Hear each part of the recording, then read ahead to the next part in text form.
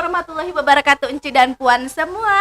Nah, sekarang ini di YouTube Info PKU kita ada program baru. Nah, tapi program baru kita ini belum ada nama ya. Ya, jadi sebagai host magang saya harus jadi berdiam. Yes.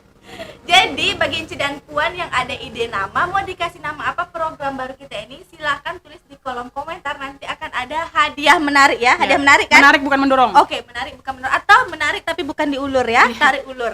Hubungan lah itu. Iya, hubungannya. Nah, program kita ini kita akan membahas hal-hal yang relevan dalam kehidupan sehari-hari. Ya, kita lah yang ringan-ringan aja kan, jangan berat-berat. Kayak berat aja, ya, cukup aja rindu yang berat kan. Tunggu. Yang ringan-ringan aja. Iya. Kita aja mau bahas yang berat di hari ini. Oh iya. Ya tapi ibaratnya tapi walaupun berat tapi masih relevan dalam kehidupan sehari-hari. Kita mencari di sini kita mencari permasalahan, kemudian kita mencari solusinya. Kalau nggak ada solusi, silakan berdoa kepada Tuhan Yang Maha Esa. Ya itu solusi paling afdol ya. Tapi sebelum itu kita perkenalkan diri dulu kali ya. Iya. Ini bersama saya Mak Cimalai sebagai host tetap Info PKU, dan ini di sebelah saya ada saya Dindin Sajidah, host magang Info PKU. Host magang kita. Salam ya. kenal. Salam kenal. Salam tempel.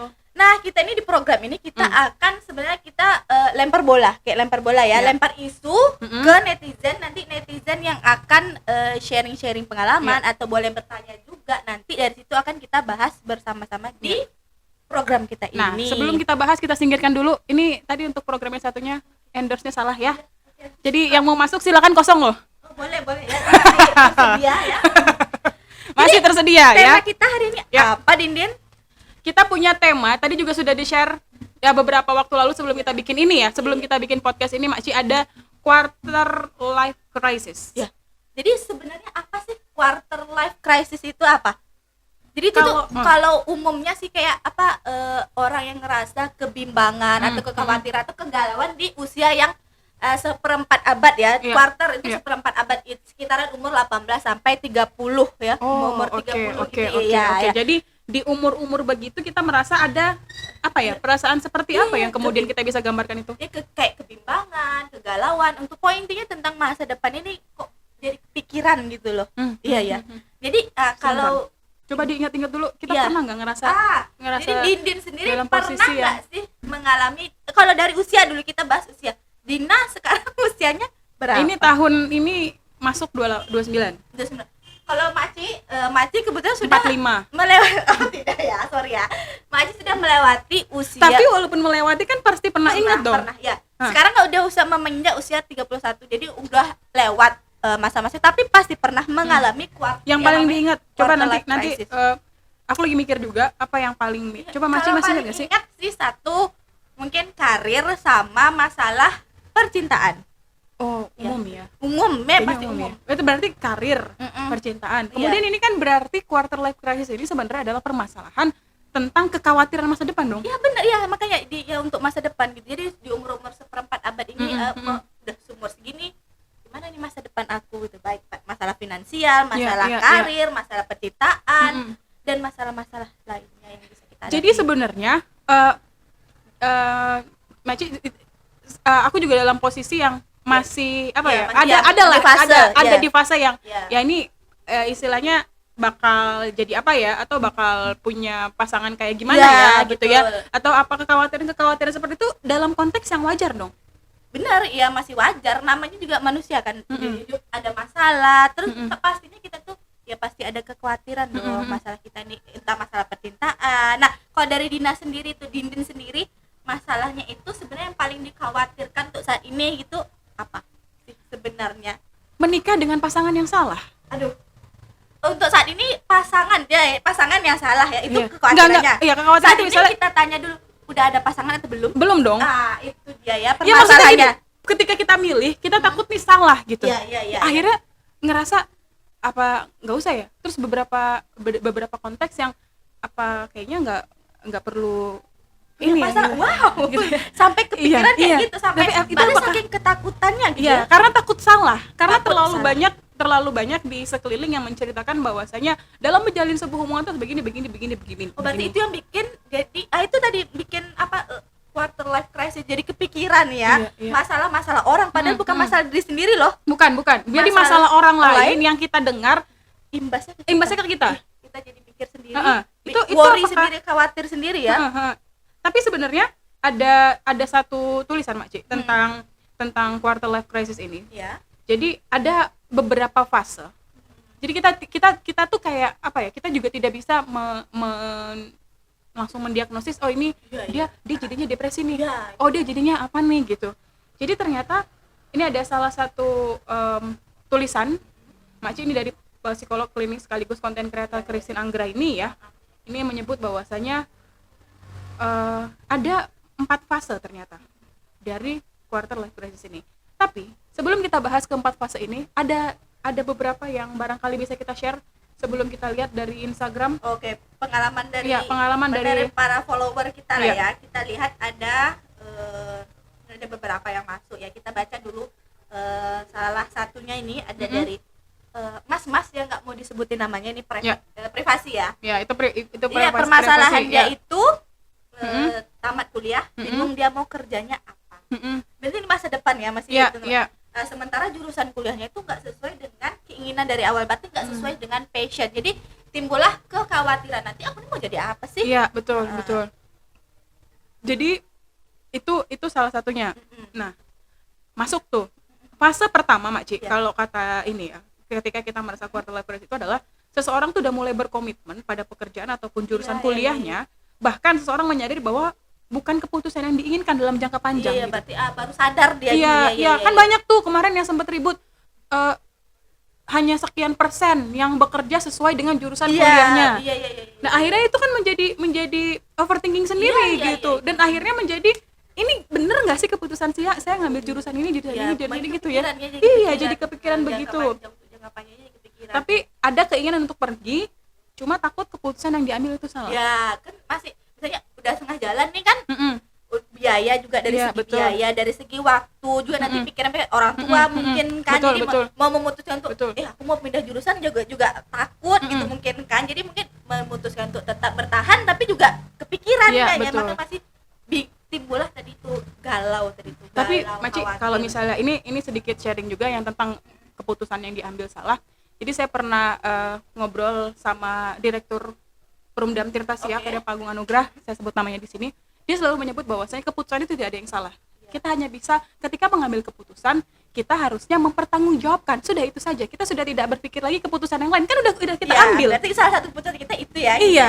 Nah, itu kayaknya bisa menjadi apa ya? Bisa menjadi obat juga ketika ngerasa keputusan kita yang kita ambil ini salah nggak ya?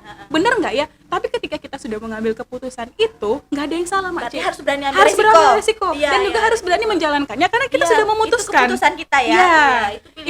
Itu sedikit share ya. Itu sedikit share Makci. Kalau misalnya tentang yang diambil salah, kemudian takut terkesan tidak bertanggung jawab sebagai orang dewasa. Ya itu tadi kan. Soalnya pelin-pelan milih dari awal ini ujung-ujungnya nanti tengah jalan pindah lagi kan. Kayak pelin-pelan gitu kan. Tapi kan itu sebenarnya buah dari kita, ini keputusan kita salah nggak ya? Atau sudah menjalani, karena kita udah menjalanin kan, loh kok nggak sesuai, atau kok kayaknya kan? Begitulah, kurang lebih begitu. Kemudian kebingungan antara peran dan juga komitmen. Kan komitmen berhubungan sama tanggung jawab loh Makci. Jadi ketika kita sudah ngambil keputusan, kita sudah berkomitmen, ya sudah kita bertanggung jawab aja. Ketika kita sudah mengambil keputusan, kemudian kita sudah sadar dengan peran, kita bertanggung jawab, ya udah kita komitmen dong dengan itu. Kayaknya itu menjadi obat ketika kita merasa quarter life crisis di fase pertama. Iya nggak sih? Masih tahap awal. Masih bisa lah ya. Masih bisa. Gitu ya. Kemudian, nah, yang kedua nih Makci. Pada fase yang kedua adalah kita sudah tidak sanggup untuk berkomitmen, kita sudah tidak sanggup untuk bertanggung jawab, dan kita akhirnya memilih keluar. Jadi kayak orang salah jurusan tadi itu ibaratnya ya. Seseorang mulai mengambil langkah secara aktif untuk keluar dari komitmen. Iya, berarti dia misalnya kalau dalam kuliah permasalahan teman kita tadi dia tiba-tiba masuk udah nggak cocok keluar gitu. Keluar aja gitu ya. Walaupun apapun nggak peduli pikiran orang, mau tanggapan orang gimana, dia udah keluar aja gitu. Gini kan. Kemudian juga kabarnya saat ininya lagi pada fase ini seseorang mulai mengalami gejolak emosi yang memuncak dan seseorang mulai merasakan sedih dan cemas terkait dengan masa depannya. Udah berat ibaratnya ini fase kedua ini udah mulai berat ya, pikiran-pikirannya itu udah mulai galau yang berat gitu. Jadi kemudian ada lagi Makci, yang terakhir adalah mulai kehilangan identitasnya dan mempertanyakan tentang nilai-nilai hidup. Ini kayaknya udah mulai dalam fase yang kita butuh bantuan nggak sih? Masih mungkin masih bisa curhat ya, masih curhatnya ya, ke yang maha kuasa gitu, ya, masih bisa betul. Kemudian fase yang ketiga, individu ini mulai melakukan adaptasi terhadap kebiasaan baru. Jadi kita kebiasaan baru kita mulai muncul kebiasaan baru. Kemudian ya kalau positif sebenarnya ini aku masih maksudnya aku masih ngerasa bahwasanya aku pengennya ketika quarter life crisisku adalah di fase yang pertama aja. Iya dong. Ketika kita sudah ngambil keputusan, bertanggung jawab dan kita berkomitmen gitu. Iya nggak sih? Kita jangan sampai yang fase selanjutnya udah ambil resiko itu, terus kita ada beradaptasi lagi dengan lingkungan yang baru, kebiasaan baru, malah nggak cocok lagi gitu kan. Iya benar. Udah malah nimbulkan masalah baru lagi gitu. Itu berbeda ketika mungkin ini hanya kita bisa bilang ini hanya sebuah proses kehidupan nggak sih Makci? Harus dijalani. Kayaknya pernah dalam posisi semua orang pernah dalam posisi itu dan semua orang rata-rata melewatinya gitu. Jadi kayaknya kita harus ngobrol dengan orang-orang yang menghadapi quarter life crisis itu dengan positif gitu ya. Jangan sampai berlarut-larut ibaratnya. Kalau yang galau sampai sedih, berlarut jangan sampai. Kadang memang ada posisi yang kita tuh ngerasa useless gitu loh. Kita tuh nggak berguna gitu. Terus kita ngerasa kayak di sini kita nggak bisa, di situ juga kita nggak bisa, ini kita nggak berguna, dimasuk ke dalam kelompok ini juga kita nggak ada kontribusinya. Nah itu kayaknya sesuatu yang harus dibuang nggak sih? Iya, pikiran negatif tentang mindset sih mungkin ya. Makanya tadi ketika kita jadi kita tadi beli kopi ya. Kan nggak ada, kan kita nggak masuk endorse. Jadi ada salah satu tulisan yang kemudian di kopinya ini nih ada tulisan bahwasanya ada hal baik yang harus dipertimbangkan. Gimana sih? Boleh bentar, aku lupa. Banyak hal baik dalam hidup, kamu salah satunya. Oke. Ya. Nah, jadi tadi kita beli kopi. Jadi kalau sekarang setelah melihat beberapa fase-fase dari quarter life crisis itu, akhirnya saya tadi kebetulan juga tadi kita beli kopi karena berhubung kopinya tidak endorse jadi tidak dimunculkan di sini ya, tapi ada tulisan di atasnya. Banyak hal baik dalam hidup, kamu salah satunya. Berarti kita tuh sebenarnya harus menghargai diri kita, appreciate ya. Iya, biar kita tuh nggak merasa kita ini nggak berguna. Iya, jadi ketika merasa bahwa kita tidak berguna dan tidak ada kontribusi apapun, ingat kita adalah hal baik. Jadi ketika kita bisa melakukan hal yang baik untuk orang lain, bahkan untuk tetangga pun, itu kita sudah berguna gitu. Tapi kalau untuk permasalahan yang kuliah atau yang tadi dari followers, itu apa yang bisa kita berikan sedikit pencerahan kepada teman kita ini? Kalau dari pengalaman ya, kalau dulu teman-teman yang pernah merasa salah jurusan itu memang ada yang berani ambil sikap, memang benar-benar udah dia keluar dari itu dan dia mulai lagi dengan jurusan yang sesuai dengan passion. Apa yang dia ingin? Dengan passionnya. Balik ke diri masing-masing sih ya. Apakah dia berani ambil resiko atau dia pengen tetap bertahan, ya jalani aja yang ada ya dengan resiko ya. Ini nanti kedepannya aku gimana ya gitu. Ci dan Puan, sebagai seorang netizen saya juga sering merasakan lelah, tapi ada satu penumpu yang bisa membantu ketika kita merasa lelah untuk kembali bisa segera beraktivitas. Ada Miss You tuh. Ada Coolvita. Ini adalah vitamin C yang rasanya nggak itu aja. Kalau vitamin C ada rasa jeruk, di sini ada blackcurrant, kemudian juga ada rasa apel dan juga ada rasa mango. Selain itu juga ada rasa yang dulu pernah ada. Jadi untuk pembelian Miss You tuh dan juga Coolvita, Anda bisa cek untuk deskripsi kita. Oke, jadi tadi itu masalah perkuliahannya tentang pendidikan ya. Ya, pendidikan, karir masa depan gitu ya. Nah, kalau ya itu emang bikin memang bikin overthinking lah. Kepikiran. Nah, satu lagi nih masalah yang kedua ya, kita pilih permasalahan. Ya, kita ambil dua aja gitu ya. Iya. Kalau misalnya milih ada sekitar 500.000 lah yang mau dibaca.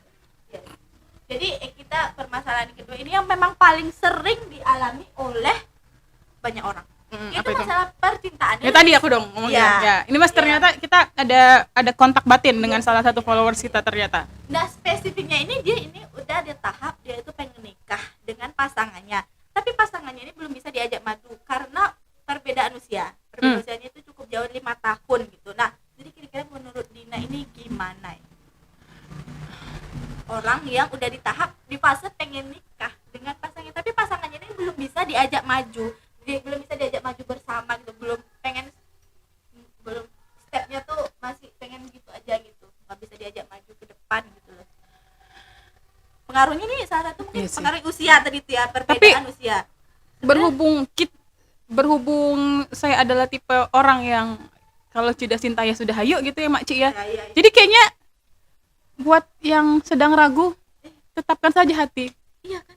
Untuk berjalan atau saling meninggalkan. Harusnya tuh ya solusi dari quarter life crisis itu salah satunya itu mengubah keraguan dari jadi tindakan gitu, jadi pada ragu-ragu. Segera ambil take action gitu ya. Lebih fokus kepada satu komitmen ketimbang dengan banyaknya motivasi gitu. Iya ya, daripada mikir ini pengen ini komitmen apa nih? Jadi fokusin aja satu ya gitu. Ya, itu adalah masalah. Jadi kalau misalnya kita rank ya Mak Ci, permasalahan dari quarter life crisis itu adalah percintaan dan juga pekerjaan atau juga ambil jurusan atau juga masa depan itu adalah yang paling tinggi, yang paling tinggi yang ingin banyak terjadi di kehidupan setiap harinya kita. Orang banyak orang ngalamin itu lah ibaratnya. Betul. Masalah karir, masa depan, masalah percintaan itu yang paling dominan. Betul, yang paling dominan. Ya. Jadi kita akan sebagai semagang? Ya, bukan.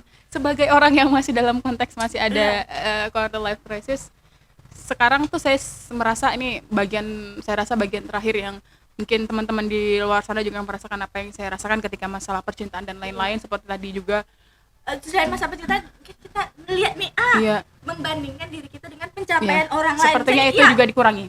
Iya, pencapaian teman gitu misalnya, teman aku nih udah anak 3 nih. Iya, posisi jabatan udah tinggi, udah bagus. Finansial udah mapan, udah punya mobil, udah punya rumah, udah punya aset gitu ya. Sementara aku stop itu. Stop ya. Ya, stop itu. Ya, jadi kita ini masuk ke solusi gitu ya. Jadi kalau misalnya teman udah stop gitu. Misalnya, udah teman udah punya ini. Oke, stop. Kalau misalnya punya temennya kita ngerasa, teman aku udah punya mobil, bagus dong bisa nebeng. Iya, ya kan? Terus satu juga misalnya teman udah punya rumah dan lain-lain sebagainya, bagus dong bisa jadi pelajaran. Kemarin ngambil KPR-nya berapa sebulan? Bisa dihitung gitu kan? Nanya gitu ya. Terus itu misalnya case contoh misalnya sekarang yang lagi bimbang. Ini apakah jurusan aku sesuai dengan apa yang aku inginkan dan lain-lain. Ya kalau misalnya kita melihat apakah cocok atau tidak cocok, selesaikan dulu kuliahnya. Cocok apa enggak? Kalau misalnya kita nggak cocok ya udah jadi wirausaha kayak kita. Iya betul, bisa buka lebih menuntut kita untuk lebih kreatif gitu. Iya betul. Jadi, ubahlah masalah quarter life crisis ini, overthinking ini bikin kita jadi lebih kreatif gitu ya, pemikiran itu. Jadi aku bingung nih mau jadi apa ke depannya. Ya udah, aku harus jadi apa ya? Kalau nggak bisa kerja ya udah buka usaha sendiri aja. Atau juga kita harus punya itu tadi kayaknya ketika kita sudah ngambil keputusan kita komitmen gitu. Setelah kita berkomitmen kita akan tahu kita mau ngapain. Dan yang terakhir tadi Mak Ci, masalah percintaan. Umur segini aku belum nikah, belum punya pasangan hidup, sementara yang lain teman-temanku anaknya udah 3, anaknya udah ini gitu. Ya udah, kita nganggapnya ketika teman dekat punya anak 3, kita sebagai teman yang baik, sebagai auntie yang baik, belikanlah kado. Iya, bisa berbagi kasih sayang juga ya. Iya kan? Anggap anak sendiri kalau kita belum bisa punya anak sendiri. Yang dibagi kasih sayang kepada anak, kasih sayang kepada suami jangan. Suaminya cari sendiri ya, jangan dibagi ya. Jadi nggak usah dibandingkan bahwasanya aku belum. Kan kita semua memiliki start dan finish yang berbeda gitu. Intinya kompetisi itu bukan me versus you, tapi me versus me. Me di masa dulu dengan me versus di masa yang akan datang gitu. Baik. Ya. Silakan kembali. Iya, cukup lah pembahasan kita kali. Agak berat ya, tapi berat tapi ringan gitu. Biar ringan juga enggak ya. Ya ringan sama dipikul, berat sama dijinjing. Salah. Ya baik, host magang pamit. Ya, host tetap juga pamit. Assalamualaikum. Sampai jumpa di program yang dengan tema-tema selanjutnya. Jangan lupa tulis ide nama programnya apa ya Encik dan Puan, karena ada hadiah menarik buat Encik dan Puan yang kami pilih jawabannya. Oke, sampai jumpa di konten selanjutnya. Assalamualaikum warahmatullahi wabarakatuh.